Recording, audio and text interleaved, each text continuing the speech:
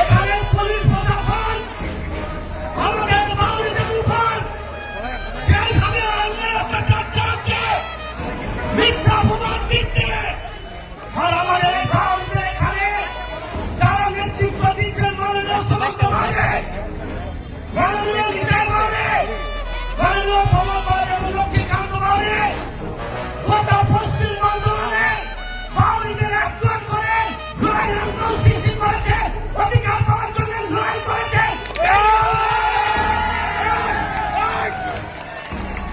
এই রানীগঞ্জের প্রশাসন এই নেতাদেরকে সম্মান দেয় না, সম্মান দেয় না। এই রানীগঞ্জের অফিস সাহেব আমাদেরকে দাঁড় করিয়ে রাখে। একটা কথা জিজ্ঞাসা করতে গিয়ে 1 ঘন্টা দাঁড় হয়েছে।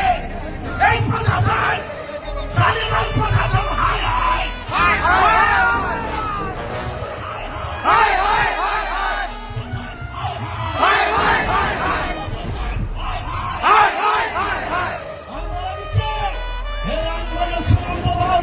অপমান হয়, এই আমাদের কোনো বাউরিদের উপর যদি অসম্মান হয় তো ছেড়ে কথা করবো না।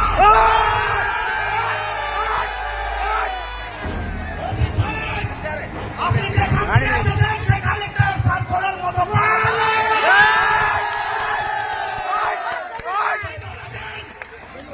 বাউরিদেরকে আমি কি ভেবেছেন?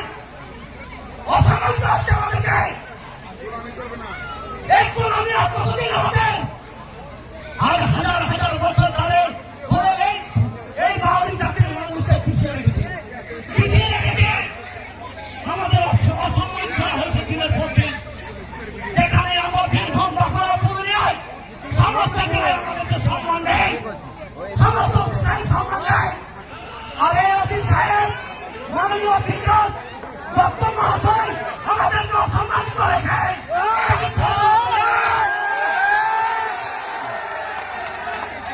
আমরা লড়বেন তো,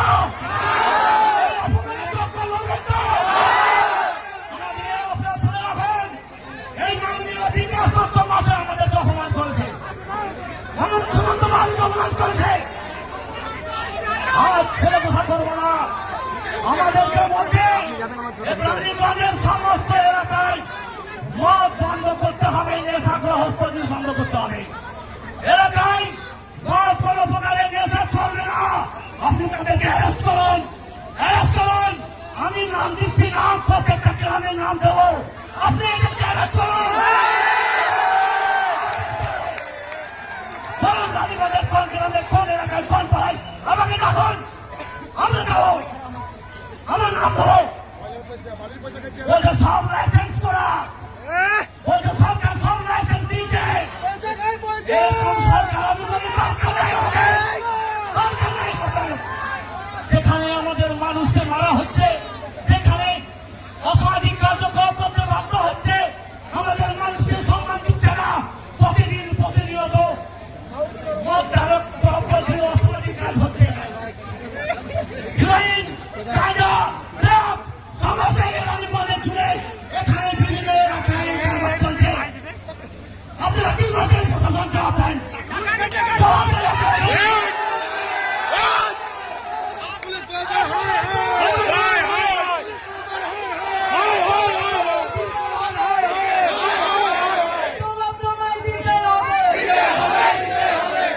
আপনারা জানেন কিছুদিন আগে এই বাংলা হসপিটালে যখন আমার বোন প্রসূতির অবস্থায় মারা যান, আমরা ডাক্তারবাবুর কাছে জানতে চেয়েছিলাম কি কারণে আমার বোনটা মারা গেছে, কি কারণে আমার বোন মারা গেছে। আপনি ডাক্তারবাবুকে আমি জানতে চেয়েছিলাম।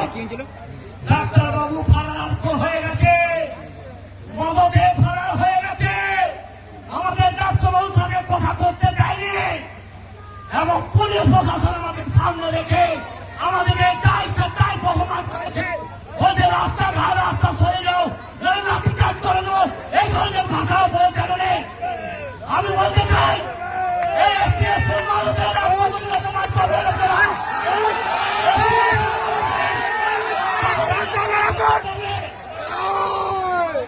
কোথাও কোথাও রক্তিম রেখে মারা যাচ্ছে, আপনারা কেউ বলতে পারেন না। অন্যায় অত্যাচার হচ্ছে।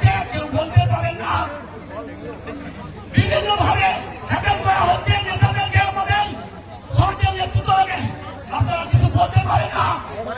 এটা কোথাকার রাজনীতি, কোথাকার আইন এটা আপনার।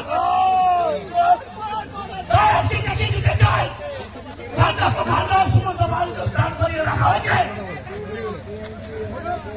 আসলে চূড়াতে রানীগঞ্জের বাউরি শেষ কথা বলবে, রানীগঞ্জের বাউরি শেষ কথা বলবে। আপনার বলে দিলাম।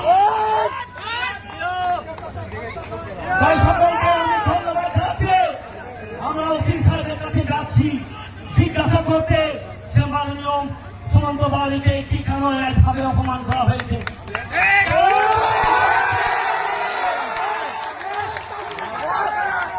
আমরা জানতে চাই এই রানীগঞ্জ জুড়ে এই মদের কারবার, এই নেশাগ্রস্ত কারবার তার মতকে চলছে। আমি জানতে চাই আমাদের সমাজ, আমাদের যুব সমাজ নষ্ট হচ্ছে, ভবিষ্যৎ নষ্ট হচ্ছে। আর নাকের দোকান পুলিশ প্রশাসন তারা দাঁড়িয়ে দাঁড়িয়ে দেখছে।